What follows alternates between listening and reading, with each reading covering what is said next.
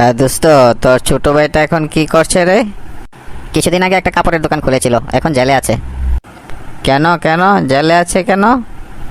কারণ ও দোকানটা খুলেছিল হাতুড়ি দিয়ে দরজা ভেঙে, বুঝলি?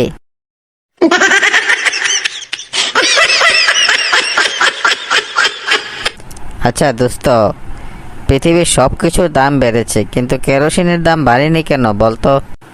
সারা পৃথিবীর অবস্থায় তো কেরোসিন, দাম বাড়ার কি আছে?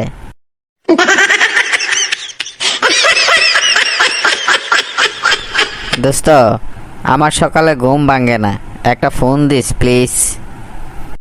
সরি দোস্ত, বাবাকে অনেক পটিয়ে ফোনটা কিনেছি, এটা তোকে দিয়ে দিলে আমার চলবে কিভাবে বল? তার চেয়ে তুই বরং আমার অ্যালার্ম ঘড়িটা নিয়ে নে।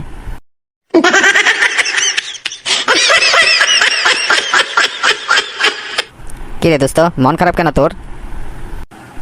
আর বলিস না, একটা বই কেনার জন্য বাবার কাছে টাকা চেয়েছিলাম।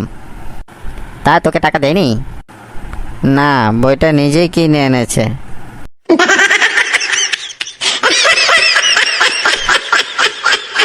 বুঝলি দোস্ত, ওজন কমানোর জন্য প্রতিদিন সকালে উঠে ঘোড়ায় চড়ে বেড়াতে বের হই, বুঝলি?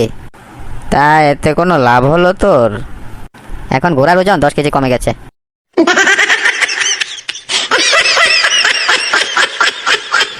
কি রে, তুই এত বোকার মতো কথা বলিস কেন?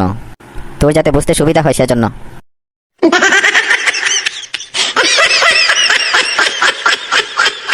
জানিস, আজ স্কুলে আসতে আমি 5 টাকা বাঁচিয়েছি।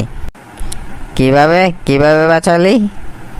আজ বাসের একদম পিছনে দাঁড়িয়ে জ্বলতে জ্বলতে এসেছি, বাসের সুপারভাইজার টেরই পাইনি। আর যদি বাসের ভিতরে উঠে বসতাম তাহলে পাক্কা 5 টাকা দিয়ে দিতে হতো। ইস, তুই যা গাদা না। 5 টাকা বাঁচালাম আর তুই বললি গাদা।